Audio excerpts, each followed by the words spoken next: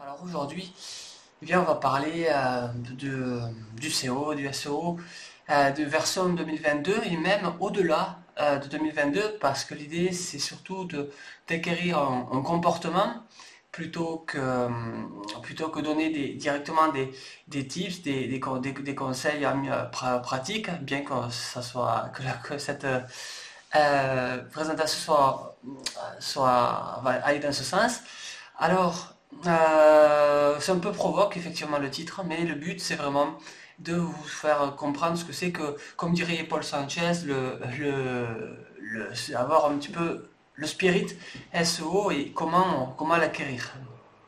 Alors, Jacques m'a présenté. Effectivement, je suis Nicolas Audemars. Ça fait depuis 2011 que je travaille dans l'industrie du SEO et j'ai une agence à Barcelone où c'est que j'aide les les entreprises françaises qui veulent vendre en Espagne et c'est plus de chances de rencontrer du succès dans cette opération au lieu de se fracasser contre les Pyrénées. Et puis surtout, vous me connaissez comme country manager Sistrix en France. Et également, je collabore avec Alfie Formation Alfie Formation qui propose des formations SEO. Ils sont basés à Nantes. C'est fait par l'équipe de Laura Blanchard, que je salue au passage. Et puis, je collabore aussi avec DWX, qui est un outil qui permet de faire du maillage interne, mais de façon automatisée, de façon automatisée. Je vous invite à visiter la web, surtout, et de vous inscrire en version bêta. Alors, 2022, ou même en fait pour les plus anciens d'entre nous, nous l'aurons au moins entendu au moins une fois dans notre vie de SEO, SEO is dead, ou encore le SEO est mort en français, on a entendu aussi qui va mourir, enfin toutes les années on les entend, et on nous recommande de ne surtout pas rentrer dans cette discipline. Et d'ailleurs, on l'entend encore à base d'autres termes aujourd'hui, c'est je ne rank plus, le SEO ne marche plus, auquel moi je réponds, eh bien, écoutez, tu t'adaptes, ou bien c'est tes webs qui vont s'éteindre un petit feu, c'est pas le SEO qui est mort, c'est toi qui en cas de ne pas t'adapter, risque de mourir, quoi, en gros. Adapte-toi ou meurs. Et alors, est-ce que c'est la fin du SEO? Ça dépend de comment vous voyez les choses. En fait, pour vous faire une petite aparté là-dessus, le SEO, on peut en faire partout, vraiment partout, partout là où il y a un moteur de recherche. Alors, je rappelle d'ailleurs que l'acronyme de SEO, c'est Search Engine Optimization, d'accord? C'est optimisation pour moteur de recherche. Donc, on peut faire du SEO pour se positionner sur les réseaux sociaux, sur un moteur de recherche comme Google, Baidu ou autre, sur une boutique d'applications ou encore sur des marketplaces. À ce propos de marketplace, je veux signaler que Systrix a un outil SEO qui est spécialisé pour Amazon. Hein, comment se positionner sur Amazon? Eh bien, cet outil est encore en version bêta à 1 euro par mois, sa version bêta, profitez-en. Inscrivez-vous et positionnez-vous si vous êtes e-commerçant sur Amazon et découvrez comment. Alors, en fait, le SEO, ça nous ouvre tout un tas d'opportunités. Et d'ailleurs, il y a un dicton SEO qu'on connaît tous bien, enfin presque SEO, je l'ai un peu transformé. Rien ne se crée, rien ne se perd, en SEO, tout se transforme. De fameux Antoine Lavoie, c'est Lavoie SEO. Bon. Mais en fait, c'est un peu ça, tout se transforme et on va voir de quelle manière. Bien, alors oui, les SERP, c'est-à-dire, les SERP, quand je dis SERP, ça veut dire les pages de résultats de recherche, hein, qui ont sur moteur de recherche. Donc elles ont évolué et nous avons vu apparaître au fil des années différents éléments qui ont transformé l'apparence des web, et il laissant apparemment moins moins de SERP qui contiennent 10 résultats qui composaient des fameux titres, plus URL, plus description, les fameux 10 liens bleus. Eh bien, on en voit de moins en moins sur certains types de requêtes. C'est le cas, d'ailleurs, on va le voir juste à l'instant. Juste maintenant, vous voyez, si vous jetez un œil aux différents produits que Google a ajoutés au fil du temps, là j'en ai fait une sélection de quelques-uns, hein. C'est un travail d'ailleurs de l'excellent travail de Bruno Oliveira, que j'ai repris. D'ailleurs, si vous voulez le voir, je vous ai mis l'URL en bas pour faire vos propres conclusions aussi. Donc en fait on a l'introduction de la publicité écrite dès l'an 2000. Puis ensuite, plus tard vient la boîte image qui est dans les SERP. Puis en avançant, on va avoir les site links, puis les box type carte, puis viennent les vidéos. Puis Google Shopping fait son apparition en 2013. On a la publicité image et texte. Alors remarquez une chose, c'est qu'on a d'abord l'apparition d'un format, et puis ensuite, vient la publicité sur ce type de format. Et ça va se vérifier aussi avec la vidéo. Et si on a un format audio, qu'est-ce qui va se passer plus tard? Il y aura peut-être de la publicité audio. Non, ça paraît logique. Alors, on voit également, en avançant le temps, d'autres intégrations, comme le fameux Knowledge Panel, qui aujourd'hui paraît presque évident qu'il y soit, mais il est apparu, ça fait waouh! Google a pris les infos de Facebook, de Wikipédia, on a toute une révolution. Plus tard, on a eu les PA, hein, ça c'était aussi en 2014. Alors PPA, qu'est-ce que c'est? C'est les People Also Ask, en français, on va dire les questions fréquentes. Et puis on a eu également plus tard, en 2018, les Direct Answers, c'est-à-dire les réponses directes, ou encore même la box actualité en français, ou en français c'est à la une. Et donc toutes ces box, elles ont pris de l'espace qui avant, cet espace était trusté par nos sites, par des sites qui obtenaient du trafic depuis les pages du moteur de recherche. Bon alors, qu'en est-il des fameux 10 liens bleus, hein, que l'on clique dans le moteur de recherche? Tu sais, c'est celles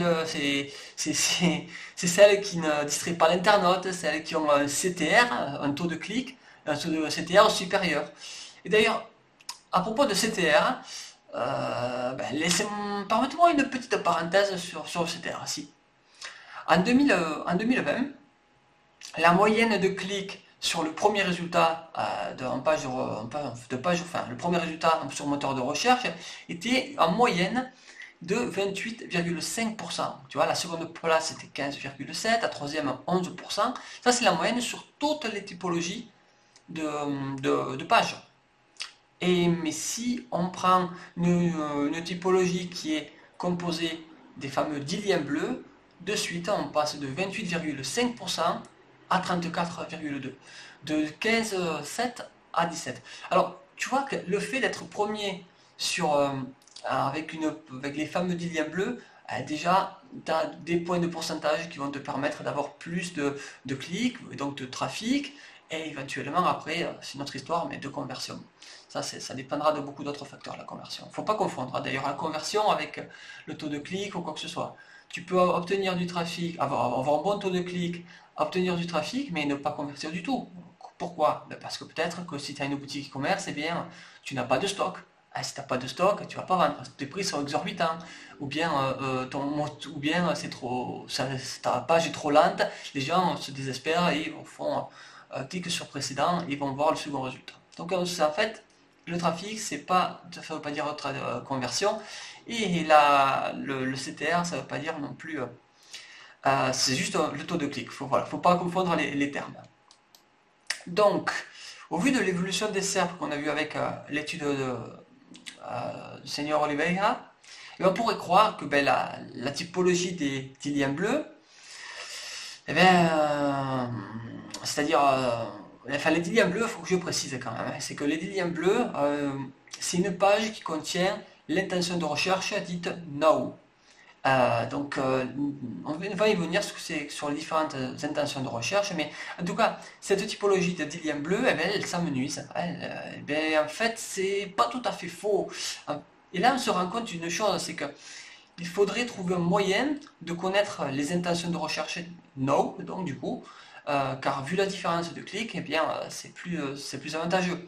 Imaginez-vous qu'on ait je vais revenir en arrière, mais imaginez-vous qu'on ait une SERP, donc qui a pas, au lieu d'avoir des résultats organiques, propose des résultats de type les applications de Google. Tu sais, c'est par exemple la météo, c'est la calculatrice, c'est le convertisseur de monnaie. Mais là, je peux te dire que le taux de clic, il tombe. Alors si toi, tu as une web spécialisée qui fait calculatrice, pour avoir du trafic, il va falloir vraiment se lever tôt. Donc du coup, il vaut mieux plutôt se focaliser sur des requêtes qui vont nous permettre les fameux liens bleus. Alors ce sont des requêtes qui s'appellent no. Euh, il y a d'autres types de requêtes. Alors sur les requêtes, il y a des requêtes do, les requêtes website, les requêtes visit in person. Et dans les no, il y a les no et no simple. Alors, je viens d'évoquer ces intentions de recherche. Alors, il faut savoir qu'en 2000, il y avait jusqu'à 4 intentions de recherche qui étaient utilisées. Alors, c'était les intentionnelles, informationnelles, etc. Qu'on en connaît, mais ça, c'était des requêtes qui ont été créées il y a 20 ans. D'accord? Aujourd'hui, même les années présentes, ça a évolué. Et faites attention parce que certains outils vont vous donner encore les intentions d'il y a 20 ans. Donc Google, Google utilise de nouvelles intentions qu'on peut retrouver dans les guidelines, dans les guidelines writers de Google, c'est une documentation qui est publique, ce que j'engage à lire, eh bien il y en a 6 en réalité: do et device action, visit in person, website, no et no simple.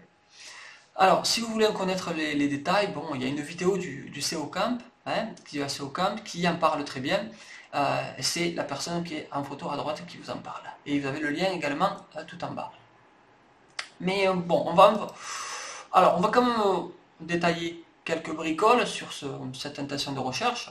Alors, la requête do, pour faire simple, elle fait apparaître en gros la box, une box publicitaire. Ça peut être du Google Shopping, ça peut être du Google Flight, ça peut être Google Ads. La requête website, pardon, la requête website, ça va être souvent une requête marque, tu sais, branded, pour laquelle un site est en particulier, recherché. Si vous recherchez un catalogue Ikea, vous n'avez pas envie d'avoir les prospectus de Carrefour, vous n'avez pas non plus le catalogue d'une autre marque. Donc si Google vous donne ce type de requête, ça sera une mauvaise requête pour vous comme utilisateur. La visite in person, elle fait apparaître des cartes, du Knowledge Panel, du Google My Business, ce genre de choses. Et la No Simple, elle renvoie vers, pardon, excusez-moi. La No Simple, elle renvoie une réponse directe. Par exemple, quelle est la taille de Léon Messi? Boum, elle renvoie directement 1m68 ou 69, je ne sais plus, le cours d'action de Tesla. Il vous donne directement le cours. Et vous imaginez que vous avez un site sur un site sur la taille des joueurs de foot, et bien ça va être difficile pour pouvoir avoir du trafic sur la requête quelle est la taille de Léo Messi. Ou si vous avez un site sur la bourse, ça va être difficile d'avoir du trafic sur cours de bourse Tesla ou autre. Pourquoi? Parce que Google répond à votre place à ce sujet directement et il répond à l'intention. C'est une intention no simple. Et puis, qu'est-ce qu'il nous reste? Il nous reste le type de requête qui fait apparaître les fameux liens bleus. Et qu'est-ce que c'est? C'est la no. La no est juste no. Et d'ailleurs, ranké en 2022, voire les années qui viennent plus tard, ça passe par la détection de l'intention de recherche réelle. Et justement, Systrix, dès 2019, propose dès que Google l'a annoncé, il a pris en compte dans ses résultats de recherche, et Google Systrix s'est mis à vous le proposer. Alors là, je vous ai mis un exemple de l'assurance retraite, et on peut s'apercevoir que sur le mot-clé retraité, on a une intention de savoir et de temps en temps une intention de savoir simple. Ça veut dire qu'on peut avoir à la fois 21 fois sur ça une requête une box direct sans joueur, une définition peut-être de dictionnaire, je ne sais pas, il faudrait aller vérifier parfois. Mais dans tous les cas, on va avoir des liens bleus, dans tous les cas, on va avoir des liens bleus en plus. Voilà, on a donc des requêtes qui sont multi-intentions. Imaginez-vous que nous avons, vous mettez le nom d'une banque dans votre moteur de recherche. Eh bien, qu'est-ce qui va se passer en mettant cette marque? Cette marque, donc, c'est qu'on va avoir c'est une requête website, on va avoir le site de la banque qui va apparaître, parce que peut-être que votre intention, c'est d'aller sur le site de la marque et consulter vos comptes. Ou peut-être bien que c'est, eh bien non, c'est de connaître l'agence bancaire qui est la plus proche de chez vous, et donc là vous allez avoir plutôt une carte, et c'est une requête qui va être également visite in person. D'accord? Donc on a des requêtes qui sont multi-intentions. Il faut utiliser un outil qui vous donne vraiment les vraies requêtes. Ok, donc on a vu que Google ne cesse de nous mettre des nouvelles features, des nouvelles fonctionnalités en SERP. Et voyons bien un autre type d'exemple. Tiens. Alors, il y a davantage, on le sait, il y a davantage d'utilisateurs sur dispositifs mobiles que sur dispositifs de bureau. D'ailleurs, on est depuis pas mal de temps passé sur Mobile First Index. C'est-à-dire que c'est sur le robot de Google version mobile qui va, c'est sur ce robot-là qui va se rendre sur vos pages pour l'analyser et ensuite prendre une décision d'indexation ou non, et puis à une position ou à une autre. Et donc, que fait Google? Eh bien, il va nous développer des fonctionnalités très adaptées pour mobile. Par exemple, sur la requête, ici à droite, je vous ai mis sur la requête Ligue des champions de l'UEFA, eh bien, on va avoir une feature, une fonctionnalité spéciale qui va informer l'internaute. Et cela, c'est exactement pareil, ça fait partie d'une requête No Simple. Google, en fait, ce qu'il te fait, c'est qu'il te ship le trafic potentiel si toi tu te positionnais sur Ligue des champions de l'UEFA. Alors, du coup, cette année, comme les années qui viennent, vu qu'on voit comment il a évolué Google, comment dans le temps, comment il se comporte, on vient de le voir, eh bien il va falloir être peut-être un peu plus malin ou anticipé. Alors, ou bien, enfin, on va voir, il y a peut-être, il y a de fait, en réalité, il y a deux attitudes face aux fonctionnalités que montre Google. Alors l'une, vous la connaissez, c'est celle de faire grève, protester, porter plainte.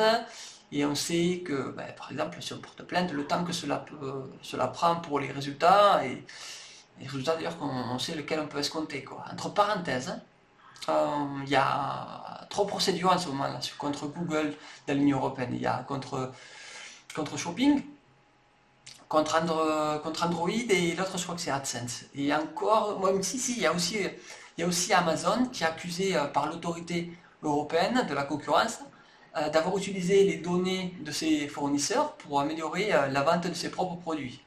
Ça, on en a parlé également dans l'ActuWeb by SEO Camp un jour. Et puis, tiens, tant que je suis dans les ex-GAFAM, on a Facebook aussi qui est dans la même histoire. C'est presque la même chose. Bon, ça c'est pour la première attitude, donc on proteste pour abus de position dominante et utilisation de données sans consentement. Bon, d'accord. Ou bien, on se décide de s'adapter, d'arrêter de pleurnicher et se dire, tiens, la seconde attitude, c'est-à-dire de proposer du contenu que le moteur de recherche aime afficher. Et donc si tu utilises un bon outil, Systrix par exemple, un outil qui soit professionnel, eh bien tu pourras voir le type de contenu que le moteur aime afficher, donc on te dit lequel, tu vois, pour l'armée de l'air par exemple, tu as 11 types de contenus différents, ça passe de l'organique aux mots-clés associés, via résultats Twitter, résultats sur, etc. Donc en fait, il y a vraiment l'embarras du choix, voire même le choix de l'embarras quelque part. On sait que sur armée de l'air, donc on sait le type de contenu qu'on peut produire, je sais pas, des images, des vidéos, etc. On sait que c'est une requête savoir, donc on sait qu'on a des chances d'indexer et qu'on est avec du trafic à la clé. Alors, sur les fameuses, les fonctionnalités, ce qui se passe, c'est que Google s'est dit qu'il allait ajouter qu'il allait ajouter tous les modules ou les fonctionnalités pour attaquer toutes les intentions de recherche ou besoins qu'ont les internautes avec un keyword concret. Donc là, je te montre une requête sur voyage aux Maldives. Et regarde à droite les produits que nous sort Google, il attaque toutes les intentions, avec tous ces produits. Eh bien, donc tu vois, tu as les annonces, tu as ensuite la box des lieux, les PA, les questions, les people also ask, les questions fréquentes. On a la box de recherche sur, la box de voyage, et puis enfin on a tout en bas, je crois que c'est le site Ivaneos qui a la première position. Et là tu te dis, mais attends, t'as la première position, mais c'est pas vrai, c'était pas la première position, la seconde, la troisième, la quatrième, la cinquième, c'est Google qui l'a, quoi. En naturel, c'est même pas toi, c'est pas toi, quoi. Toi, t'es pas vraiment premier. Et donc en fait, tu vois, Google, tu t'aperçois que Google, ben, c'est pas vraiment un moteur de recherche, mais c'est plutôt, enfin, c'est une requête, c'est un moteur de réponse. Et avec MEM, ce sera encore plus développé. Et là, si tu veux en savoir plus sur MEM, il y a une conférence du SEO Camp de septembre 2021 à propos de MEM. Et si tu veux en savoir plus, recherche-la, même si tu vas savoir pourquoi ça va être encore plus difficile. Donc du coup, il faut anticiper. Et donc, regarde, si tu veux te placer donc premier, hein, en théorie, premier en organique pour avoir du trafic, et puis il va falloir vraiment te lever tôt parce que tu as toutes les boxes que je t'ai citées avant qui vont te manger la place. Donc ici, nous avons donc ces boxes-là, mais sur d'autres requêtes, si tu veux, allez, une petite prédiction, je me base sur un peu la conclusion, on peut penser qu'on va avoir d'autres types de résultats, par exemple des résultats de TikTok, des résultats de YouTube, les shorts, tu sais, ces petits programmes, ou des résultats d'Instagram, ou autres en fait qui finiront, qui apparaître par la SERP, et donc que des produits de Google, qui vont montrer des box, et à toi de justement essayer d'être présent dans ces box là. Donc, au-delà du ranking, la mesure de la visibilité est le KPI le plus important. Réfléchis un peu à ça. En fait, ça devient évident. Hein. Tu comprends que ce qui compte, c'est pas la position finalement dans la SERP, c'est la visibilité que tu vas avoir. Bah, si tu as vu, tu étais premier, mais en fait tout en bas, donc invisible. Mais si tu es premier et visible, c'est mieux. Donc, du coup, il te faut un KPI qui te donne, qui t'indique bel et bien ce que la visibilité de ton résultat. Si ce n'est pas encore le cas pour toi cette année ou dans les années qui viennent, c'est pas grave. Mais sache que maintenant, le KPI qui compte en SEO, c'est la mesure de la visibilité. D'accord? C'est pas la position, c'est pas l'autorité, non, c'est la visibilité, c'est que tu vas voir à ton écran. Comme disait Laurent Broglie, la vérité est à l'écran, mesurons-la. Alors justement, tu vas me dire, ok Nico, ok, d'accord, la visibilité, tu as raison, c'est ce qu'il faut mesurer. Je comprends. Mais comment tu la mesures? C'est très bien, tu auras raison de te poser la question, et on va le faire de manière, disons, analogique et physique. Je vais t'expliquer et te montrer comment. Alors, on va prendre par exemple physiquement, ben, on va prendre le layout de la SERP. Donc en fait, Systrix, qu'est-ce qu'il fait? Ben, c'est qu'il va scraper toutes les SERP, et puis ensuite, on va montrer toutes les box toutes les box et résultats présents. Et d'ailleurs, j'en profite pour remercier Fabien Rapidel qui nous a suggéré à Systrix ce type de présentation qui vous montre donc les box de forme physique, où elles se trouvent, et puis les résultats. Donc on va calculer, nous ce qu'on va faire, c'est qu'un pixel, eh bien on va calculer l'espace entre le haut de page et le premier résultat organique, par exemple. Et pour savoir si tu as un meilleur SEO, si tu as une meilleure visibilité, eh bien on va comparer d'une date à une autre la typologie de la SERP avec les box et les features, donc les fonctionnalités que fait apparaître le moteur de recherche. Parce que, oui, évidemment, parce que parfois, être troisième sans aucune fonctionnalité, eh c'est un bien meilleur résultat qu'être premier et en dessous de toutes les nombreuses features. On l'a vu avec Voyage Maldives. T'es premier, mais t'es invisible. Alors que si tu es, par exemple, sur la requête pneu, là, à droite, t'as beau être second, mais quand tu es second, tu as moins de pixels du haut de la page que si tu es premier sur la page le layout de gauche. Ok, donc ce qu'on va faire, c'est qu'on va mesurer, donc on va créer un indice de visibilité pour que tu saches ce que tu en es par rapport à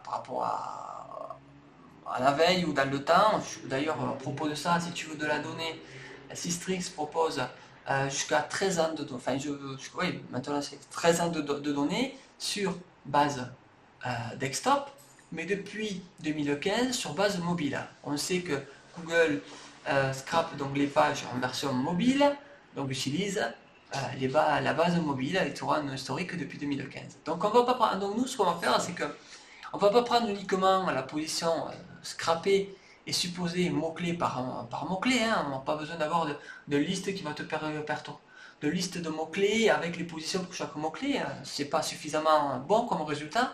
En fait, on va déterminer un indice qui prend donc un échantillon représentatif de la recherche en France, et puis on va appliquer de nombreux paramètres, dont ceux que je citais précédemment, hein, s'il y a des box, s'il y a quel volume, tout un tas de critères. Et cela va enfin nous dire si nos efforts SEO payent ou non. Et cet indice de visibilité, on pourra donc le comparer avec ceux qui rankent sur les mêmes keywords que toi. Je te montre. L'indice, ce que ça donne l'indice de visibilité sur le thème de les recettes de cuisine. On aime tous manger un peu quand même. Donc voilà par exemple. Tu peux voir par exemple ici, avec l'indice de visibilité, tu peux comparer uniquement le sous-domaine ici du journal des femmes contre le domaine de Marmiton cuisine actuelle, par exemple. Et en fait, tu pourrais mettre en comparaison, tu pourrais prendre également un répertoire. Tu pourrais avoir le répertoire, si tu aimes le cassoulet, disons, hein, tu vas mettre le sous-domaine de cassoulet.750grammes.com contre cuisine à z barre cassoulet, donc répertoire cassoulet, et contre cassoulet.com. Voilà, tu vois, tu vas pouvoir comparer enfin des pommes avec des pommes. Je te donne un autre exemple. Si tu vends des tournevis, par exemple, dans un MFA, avec un domaine de type tournevis.fr, tu peux voir le chemin et les efforts SEO qui te restent à faire en le comparant contre le répertoire tournevis, une marketplace et le sous-domaine d'un magasin spécialisé. Évidemment, si tu te compares, toi, de tournevis.fr contre Amazon, tu vas tout le temps perdre. Contre le Roi Merlin en entier, le site en entier, tu vas toujours le temps perdre. Qu'on soit pertinent. Utilise un outil qui te permet de comparer les pommes avec les pommes, de pouvoir vraiment ton répertoire contre ton nom domaine contre le répertoire adéquat. Faut vraiment utiliser des choses qui sont utiles et pertinentes. Bon, alors revenons un petit peu à Google et notre relation qu'on a avec les SEO. qu'il a avec les SEO. Parce que, en fait, cette relation entre Google et les SEO, pour moi, elle est de plus en plus, disons, vache. Puisqu'il va se servir du contenu de nos pages web pour l'afficher à son compte et sans rétribution, putain. On sait d'ailleurs, tiens, on sait ce qui s'est passé dans le monde de la presse en France et à l'international, et même en Espagne, l'application Google Actu, elle a été interdite. Bon, elle a été remise, il y a eu une annonce qu'elle allait reprendre l'an dernier, en 2021. Elle a eu cette annonce, aujourd'hui ça n'a toujours pas été remis en place, mais donc en gros, ils nous ship nos data. Mais ça n'a pas toujours été le cas. D'ailleurs, parce que pour faire un petit peu voir l'évolution de comment Google justement a évolué, et bien, et pourquoi voir cette évolution-là? Parce que pour faire du SEO cette année et probablement pour les années prochaines, il faut vraiment comprendre comment l'évolution du service en ligne qu'est Google. Il s'agissait avant, quand il a commencé, d'un simple annuaire, quelque part, moi j'ai appelé ça les nouvelles pages jaunes en fait, et qui indexait tout le contenu que des webmasters, qu'on appelait alors, des éditeurs de sites aujourd'hui, et bien tout le contenu qu'elle lui envoyait, il l'indexait. Très bien. C'est un peu l'époque open bar, quoi, jusqu'à ce que deux mises à jour d'algorithmes viennent siffler la fin de la replay. Allez, il a nous envoyé Panda et Pingouin, un peu comme les chiens de berger pour remonter le troupeau et dire non, c'est fini, allez, on arrête les bêtises, les granges de biens c'est fini, et les contenus dupliqués aussi. Et donc petit à petit, il se transforme en moteur de recherche en donnant tous les résultats possibles qu'on a vu apparaître dans le temps. Et désormais, en fait, vous le voyez aussi, hein, on est en phase de moteur de réponse. Où là, ça devient essentiel de dominer ce qu'est les intentions de recherche, le fonctionnement des réponses directes, l'affichage des fonctionnalités, par exemple, enfin, entre autres choses qui sont déterminantes comme pour les SEO. Quoi. Et pourquoi ça? Parce que, parce que, Lucas, tu ne serais pas encore aperçu, Google, c'est devenu ton concurrent direct.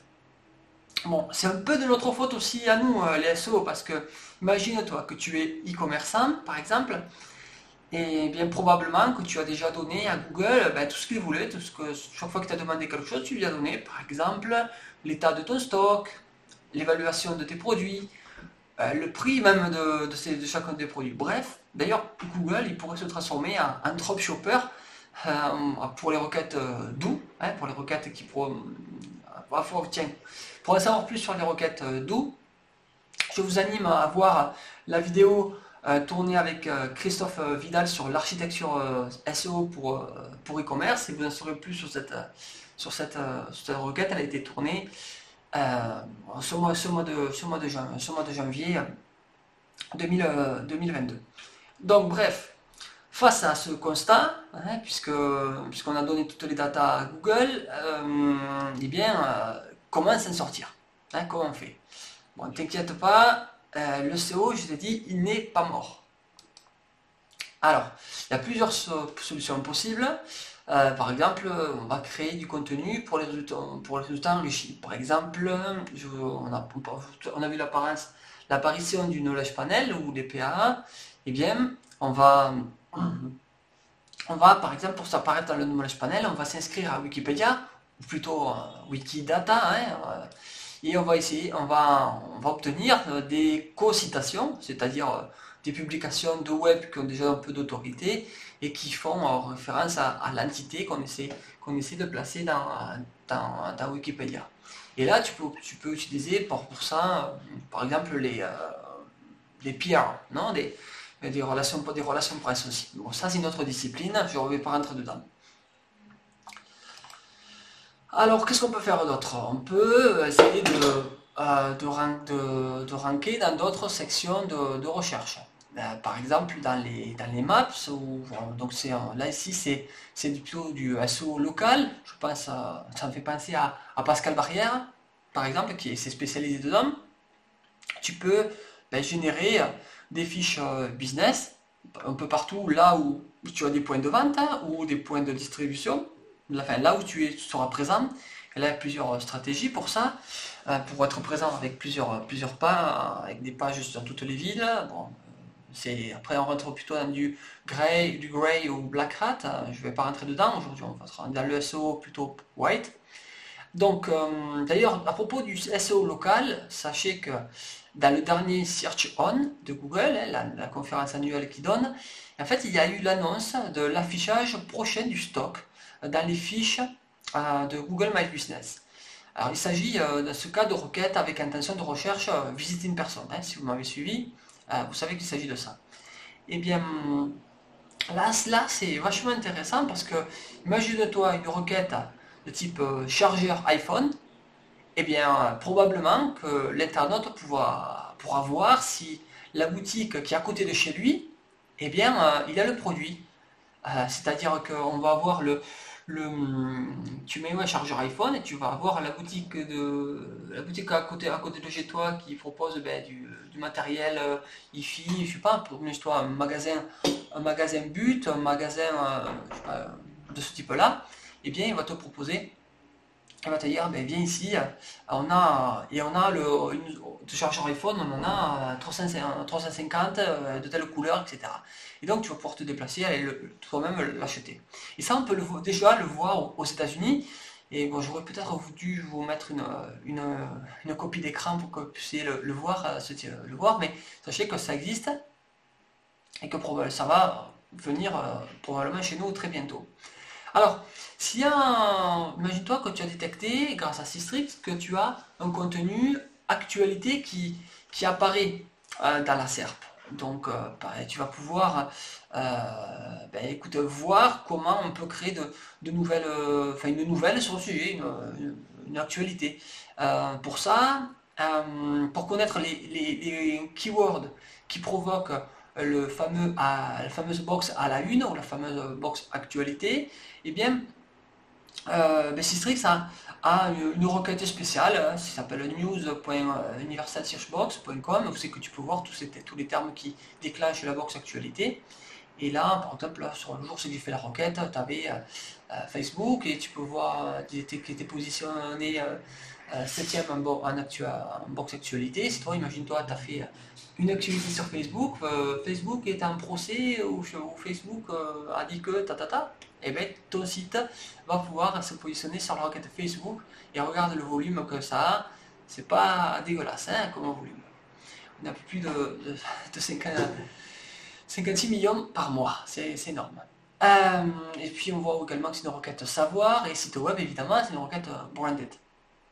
Bien, en fait, il y a un petit truc aussi sur le requête actualité, c'est que il y a des moments clés de l'année où on peut sortir un type de communiqué. Tu sais, lors des marronniers, les marronniers, ce sont les événements récurrents qui marquent l'actualité sociale et commerciale des Français. Par exemple, Halloween, la fête des mères, le Cyber Monday, Noël, etc. Donc tout ça, tu sais qu'il va se passer quelque chose, tu sors à ce moment-là un communiqué de presse dans le site, sur le site qui a l'habitude d'être affiché à ce moment-là de l'année, et là tu vas pouvoir obtenir du trafic.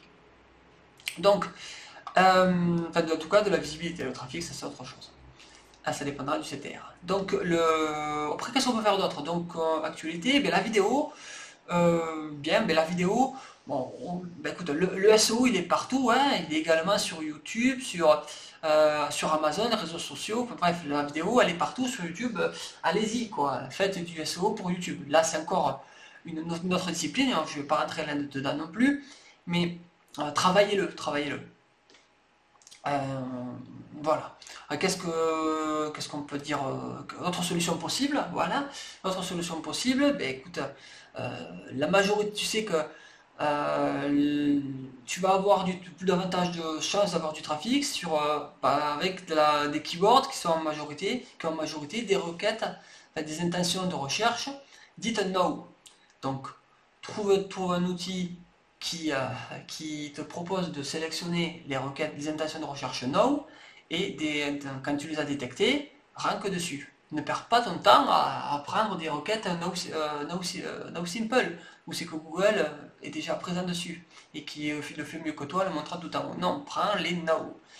Alors, je pense aussi que tu peux regarder, si tu veux, même les requêtes qui sont tendance, hein, sur Google Trends par exemple, donc qui affichent pas encore de feature parce que c'est trop récent. Et là, euh, tu peux, tu peux, tu peux ranker sur ce genre de choses. D'ailleurs, c'est les outils, normalement, n'ont pas suffisamment de data pour te montrer que tu peux ranker sur ce type de keyword. Oui, donc ensuite, oui, vous obtiendrez plus de visibilité et le SCTR sera donc plus fort si vous utilisez des requêtes qui sont no, elles auraient donc plus de chances de trafic. Ne vous trompez pas, sélectionnez les requêtes no et positionnez-vous dessus. Ok, d'autres solutions possibles? Eh bien, écoute, tu pensais au nouveau format indexable, par exemple. Aujourd'hui, il n'y a pas encore l'image 3D. Il y a des formats, ça existe, mais c'est pas encore, ça rank pas encore. Comment on fait pour ranker sur les images 3D? Comment on fait pour ranker avec YouTube Short ou TikTok? Bah, aujourd'hui, à l'heure actuelle où c'est que je vous parle, on ne sait pas vraiment. Euh, Pensez également mobile. Sur mobile, par exemple, vous allez votre salle de sport, votre gymnase, vous écoutez un podcast, donc vous mettez la requête podcast. Comment vous faites vraiment pour pouvoir vous positionner sur mobile euh, et sur un type de format qui n'est pas forcément auquel on pense le plus, mais le podcast est un exemple. On peut reparler aussi des PDF, hein, évidemment. Euh, Pourquoi il y a des PDF qui se positionnent tout le temps premier malgré des sites qui paraissent plus complets. Donc posez-vous des questions, observez comment il la sert, analysez-la avec des bons outils et vous aurez beaucoup de réponses. Alors, euh, pensez vraiment à nouveau format, aussi bien dans la création que dans l'indexation.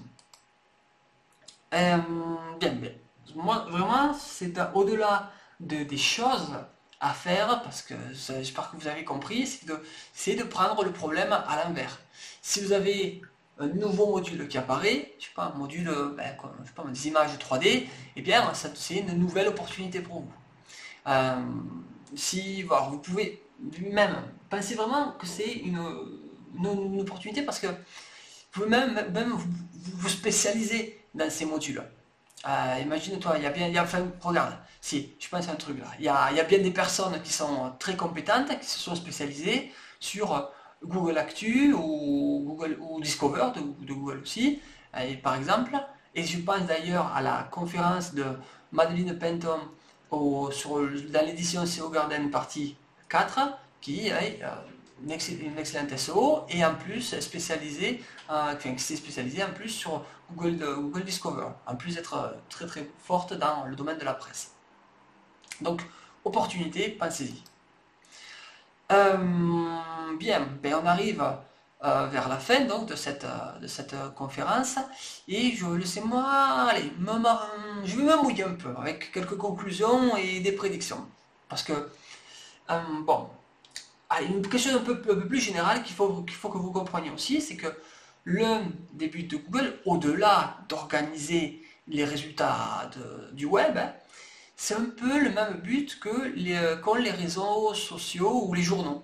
Son but, c'est d'avoir le plus de rétention d'internautes sur ses produits. Parce que quelle est la ressource qui est épuisable et qu'on ne peut pas donc récupérer, c'est le temps. Hein, on est d'accord. Donc son but à Google, c'est de retenir le plus d'internautes sur ses produits. C'est un négoce de l'attention de l'utilisateur.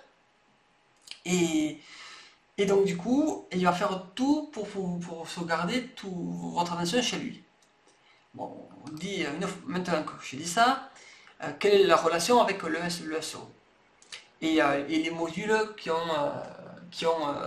apparaissent. Bon, ici, on a parlé de SEO dans sa discipline d'optimisation pour moteur de recherche et pas de SEM, d'accord? C'est-à-dire de marketing pour moteur de recherche. Je tiens à le préciser car le SEM, enfin le SEM, englobe davantage d'aspects, comme notamment la relation presse, le branding, les liens, les annonces et bien plus encore. D'accord? Donc, on va rester concentré sur le SEO. Alors, j'ai détaillé comment se servir des features de Google cette année, voir enfin, comment détecter les features, comment s'en servir, et d'ailleurs celles de cette année, mais comme ceux qui viendront, parce qu'on va pouvoir les détecter. Alors, un petit mot sur la recherche vocale. Alors j'ai entendu ici et là, oui, là, l'indexation de recherche vocale. Bon, il faut arrêter un petit peu, parce que pour le moment, et j'insiste que pour le moment, le problème de la recherche vocale, c'est la transmission des résultats. Si tu veux, la langue parlée est tout simplement beaucoup trop lente quoi, pour transmettre le résultat de SERP. Et il est trop peu structuré. L'internaute, tu viens de te le dire, il est impatient. Je vous ai dit que conserver l'attention de l'utilisateur est primordial. Et bien, avec le vocal, la réponse vocale, l'utilisateur il s'échappe. Donc voilà pour le vocal. Il faut rester. J'espère que vous comprenez bien que pour le moment c'est dépendant. Il ne faut pas s'inquiéter en tout cas. C'est pas ça la priorité. Un autre mot sur BERT et MEM. Bon, c'est Google, si vous avez vu en plus ma conférence sur MEM, eh bien, Google sera de plus en plus capable d'établir des connexions entre les images, les sons, d'ailleurs les sons, oui, pourquoi pas, puisque c'est multiple. Et les textes sont tout type d'input et il va pouvoir répondre lui-même aux questions. Donc, adapte-toi, pense à ce que tu peux faire. L'internaute est impatient également, il veut un résultat rapide. Et ça vaut le coup aussi, ce que je viens de te dire, que l'internaute est impatient, il veut un résultat rapide, par rapport aux Core Web Vitals. Les Core Web Vitals ont un impact sur le SEO. Je le répète, les Core Web Vitals ont un impact sur le SEO. Petit certes, vraiment petit, on est d'accord. Mais il y en a un. Et là, je te renvoie à une conférence du Wheel of Speed 2021 sur le sujet. Et c'est expliqué, une conférence, elle explique l'impact. D'ailleurs, si tu as imagine-toi, une web qui se positionne sur des mots-clés très concurrentiels, tu vas travailler tous les aspects de ton SEO. J'ai envie de dire d'ailleurs que le SEO, c'est un peu comme vouloir remplir un verre d'eau. Et pour remplir chaque verre d'eau, chaque goutte compte. Une goutte, plus une autre, et bien, ça va au final remplir ton verre d'eau. Donc le corps vital, ça fait partie de ces gouttes d'eau qui peut marquer la différence sur des requêtes très concurrentielles. Alors, le format vidéo. Alors sur le format vidéo, on peut faire du SEO pour vidéo, pour se positionner avec des résultats vidéo, parce qu'en fait, on peut supposer que la tendance ira vers plus de contenu vidéo, enfin, que les contenus vidéo, continueront à apparaître en tout cas dans les moteurs de recherche. Alors qu'est-ce qui nous fait penser ça? C'est parce que on a déjà vu des marqueurs, par exemple des marqueurs de chapitres automatiques. Hein, tu sais, maintenant quand tu mets une vidéo, c'est pareil, ça va directement à l'endroit de la vidéo, où c'est qui est intéressante pour toi. On a une compréhension même plus profonde du contenu de la vidéo durant toute l'année précédente, et donc on peut penser que ça va s'accentuer. Et qu'il y aura même de nouveaux formats. Je les ai cités avec YouTube Short, TikTok, etc. etc. D'accord? Donc pensez-y. Pensez-y. Encore une fois, c'est c'est le spirit, le mode de pensée qu'il va falloir avoir plutôt qu'une solution. Aujourd'hui c'est bleu, demain c'est rouge. Non, c'est penser couleur. D'ailleurs, vaut mieux les bleus, entre parenthèses. Voilà, blague à part, le SEO local, le référencement local, à mon avis, dès que la pandémie va terminer complètement, il y a des chances pour que le grand G, c'est-à-dire Google, étende la visibilité des lieux physiques, c'est-à-dire les requêtes visite une personne, beaucoup plus profondément, et, notamment avec l'annonce du search on que je vous ai faite tout à l'heure. Donc, comment vous devez réagir, vous, comme SEO, c'est en mesurant votre visibilité en SERP de manière correcte. Eh bien, voilà, si vous avez des questions, c'est le moment. Sinon, vous pouvez me retrouver sur nicocosem.com, sur Twitter, nicocosem, ou JCO à l'espagnol, c'est SOSEM, ou SIOSEM, si vous préférez à l'anglaise, sur les articles de Sistrix. Je vous engage à découvrir dwx.ai, cet outil qui permet le maillage interne de manière automatique. Et puis, si vous voulez vous former de manière professionnelle avec un centre de formation, eh bien, Alfie Formation vous le propose. Merci aux sponsors qui permettent cet événement. Merci à Link Garden. Merci beaucoup pour cet événement. Et c'est tout un honneur d'être ici présent. Merci beaucoup, Jackie, et toute l'équipe qui est derrière avec Bérangère et ses compagnons, je sais pas comment on dit. Voilà, et puis merci à Christophe, merci Fabien, merci, merci, merci à toi. Voilà, bref. Écoutez, si vous avez des questions, et bien écoutez, c'est le moment, je vous écoute.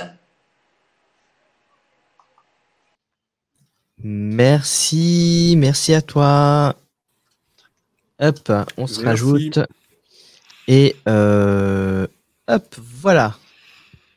Super. Non, c'était super d'avoir eu ta conférence, d'avoir un point de vue un peu, on va dire entre guillemets, un peu différent de ce qu'on voit nous en France. Tu vois, donc quand tu parlais tout à l'heure du bannissement de Google Actu, des choses que nous on ne connaît pas forcément quand on ne travaille pas dans ce métier-là, et en Espagne notamment. C'est... Donc ça c'est super. Et quelles sont pour toi les différences principales entre tu vois, les SEO français et espagnols? J'ai toujours voulu te poser cette question-là. Au niveau de la stratégie, au niveau du mindset, de la vision des choses et tout, tu vois. Donc, est-ce que, parce que nous, en France, on aime bien le technique, on aime bien les backlinks, on aime bien, enfin, tu vois, le contenu, on aime un peu tout, quoi, finalement. Et je sais qu'il y a des pays où ils mettent à 100% dans le branding, dans le contenu, beaucoup moins dans les backlinks, par exemple. Donc, comment c'est le marché? C'est quoi les différences?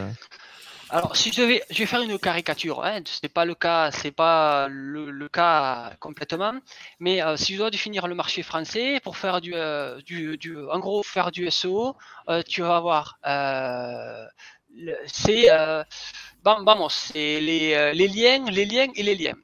Ouais. Bon, d'accord. Écoute, il y a de très bonnes plateformes. T'as oublié les liens aussi. Il y a aussi les liens. ou les liens.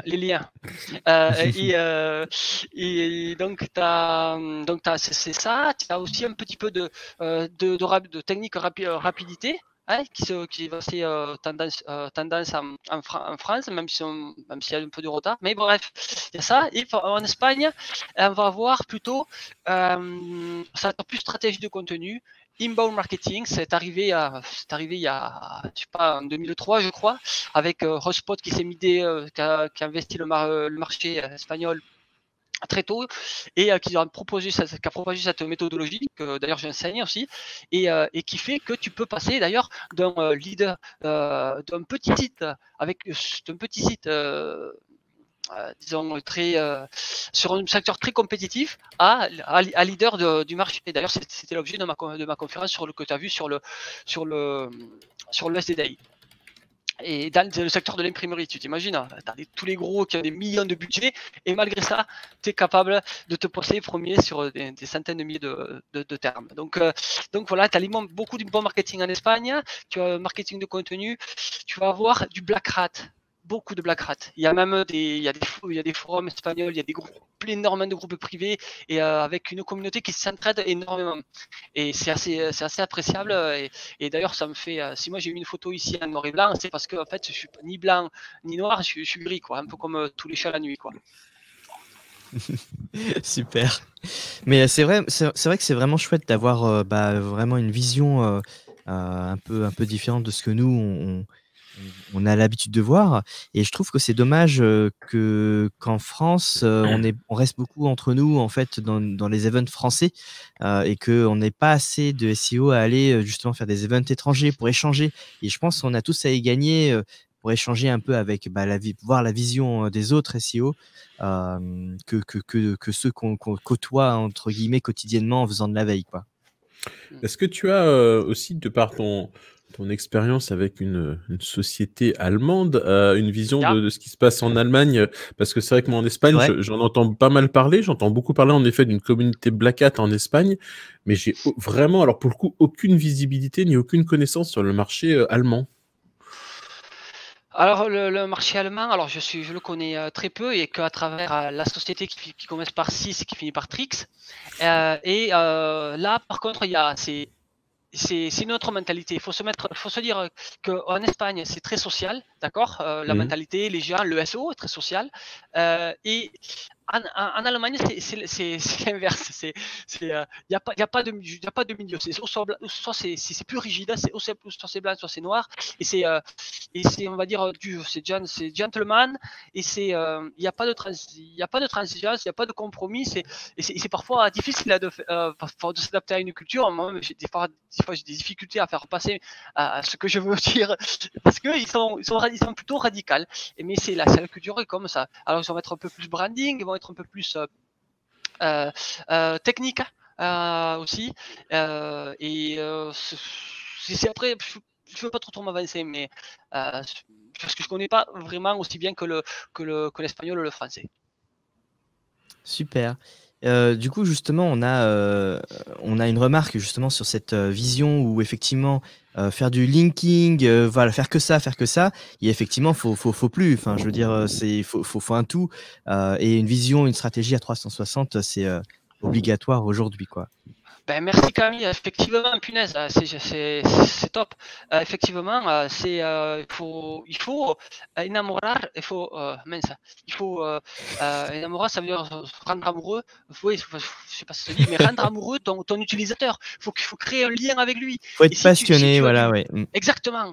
Exactement, être passionné, transmettre cette passion et s'accrocher au client potentiel qui est encore un visiteur, qu'ensuite tu vas lui gentiment et volontairement il va même te filer son email pour être en contact encore avec toi, et puis ensuite tu vas le transformer en client potentiel éventuellement, ou si tu vas l'aider dans sa démarche, et enfin le jour où c'est qu'il aura vraiment vraiment besoin de toi, de ce que tu commercialises, qui va penser, s'il voit plusieurs résultats en serve, il va cliquer sur ton résultat s'il ne se souvient plus de toi, ou directement aller dans sa boîte mail et cliquer sur ton le produit, ou sur ton réseau social parce qu'il a vu un tweet de ta part, ou là où il est sur le réseau social où c'est ce qui se trouve. On crée une connexion. L'idée c'est pas de vendre au taquet, non, c'est de l'aider, punaise.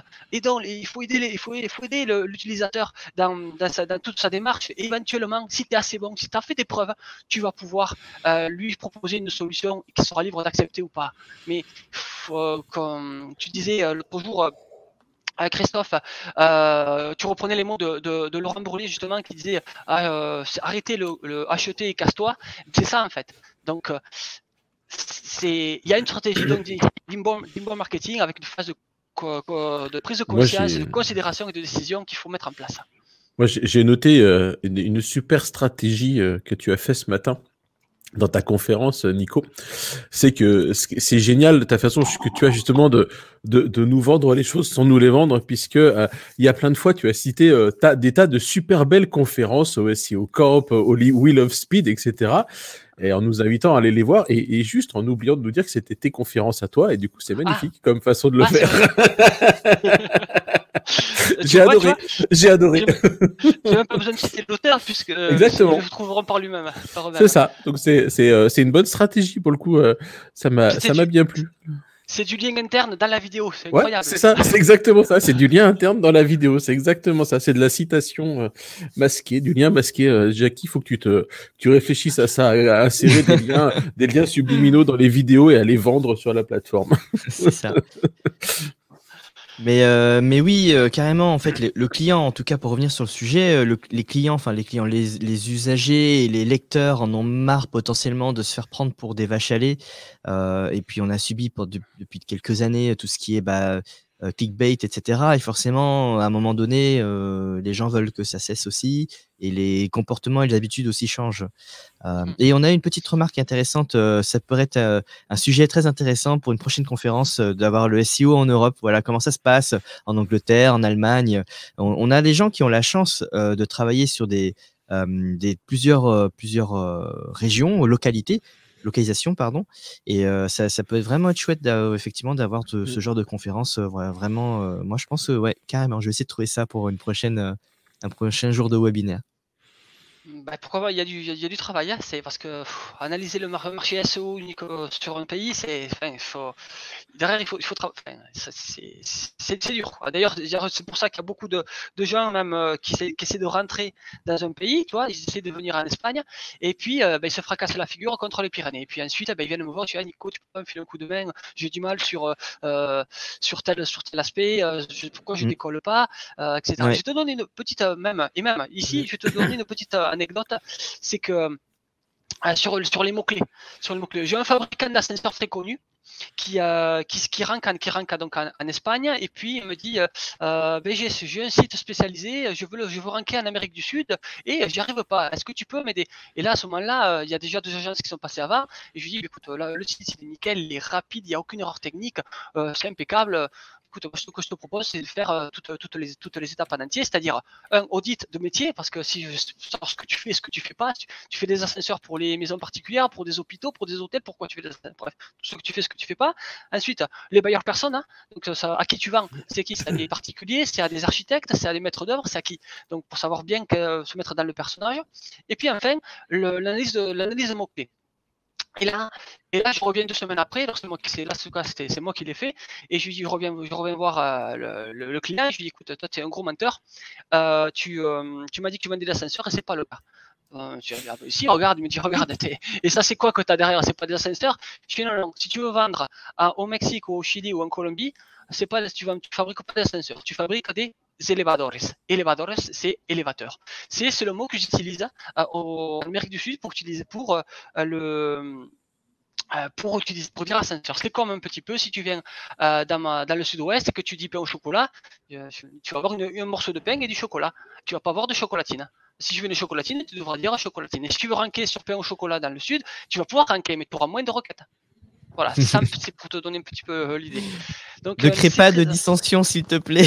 Non. Chacun est gourmand, on partage la même passion en fait. Bah, mais même au sein de l'équipe, on a du mal à être d'accord entre le pain chocolat et la chocolatine. On a voilà.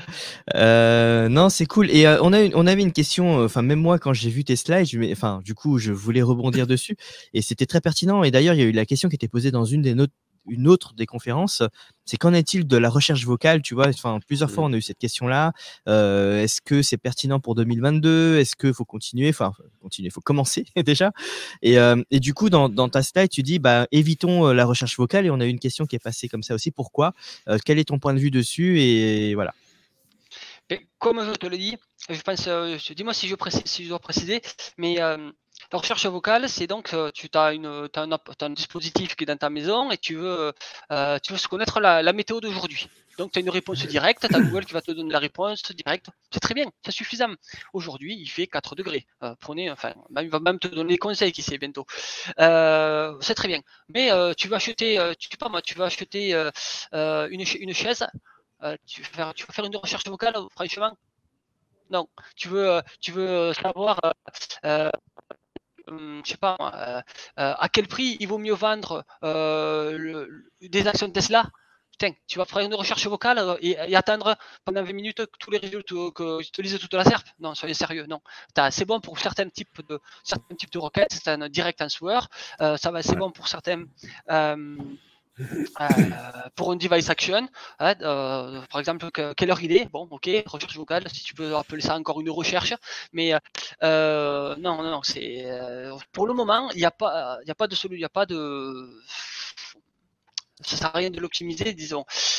Imagine-toi, donc tout à l'heure, je t'ai fait la démonstration que dès qu'il y a un nouveau format, Google, ensuite, plus tard, il le commercialise. Alors tu t'imagines, si en plus, tu dois te choper la publicité avant d'avoir ta réponse, mais laisse tomber, qui c'est qui va l'utiliser?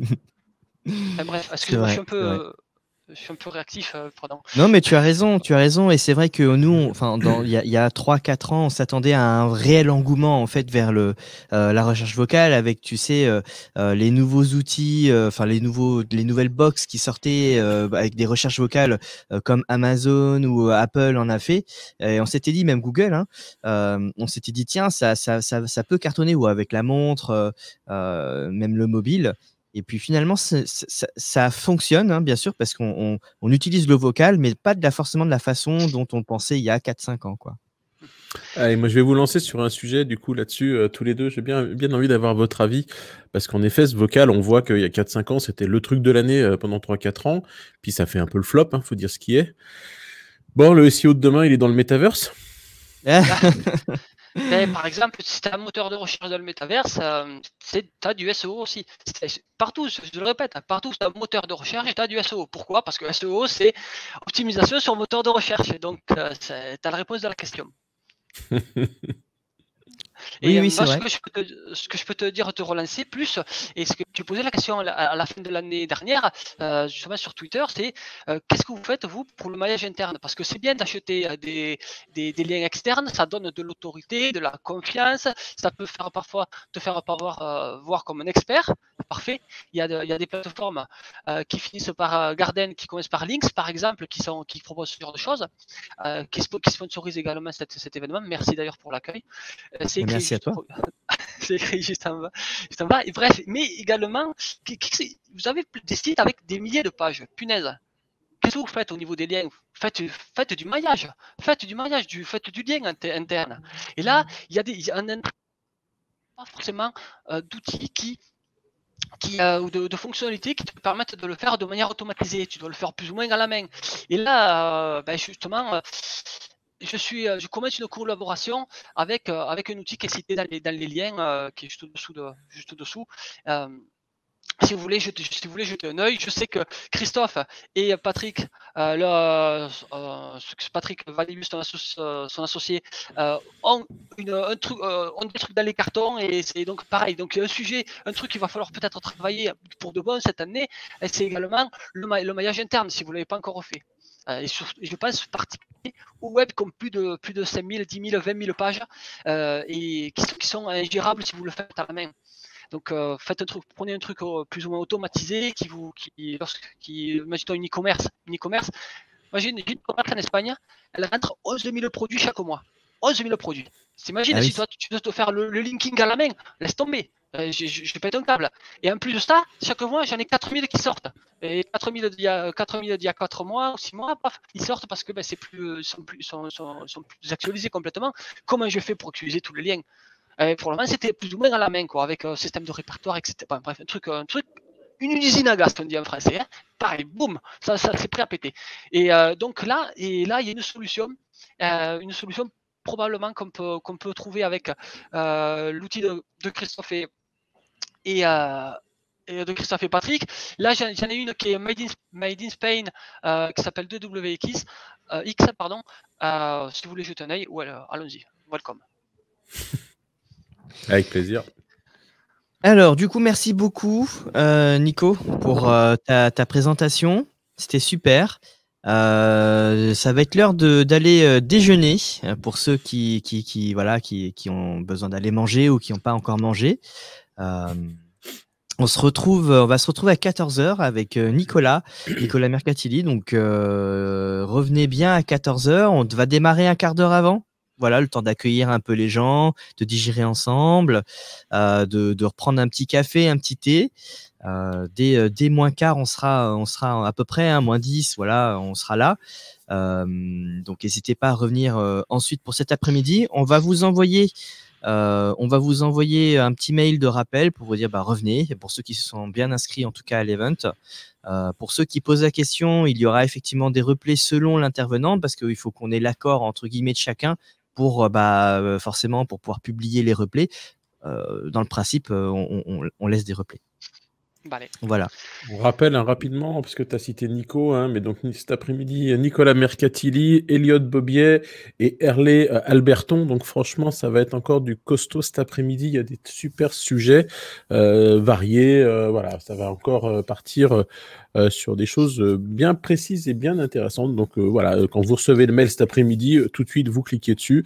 Et puis, n'hésitez pas aussi à partager l'accès à la vidéo sur les YouTube, sur les Twitch, etc. Plus on sera nombreux et plus on sera content et plus on va sourire et on sera heureux. Super, merci beaucoup.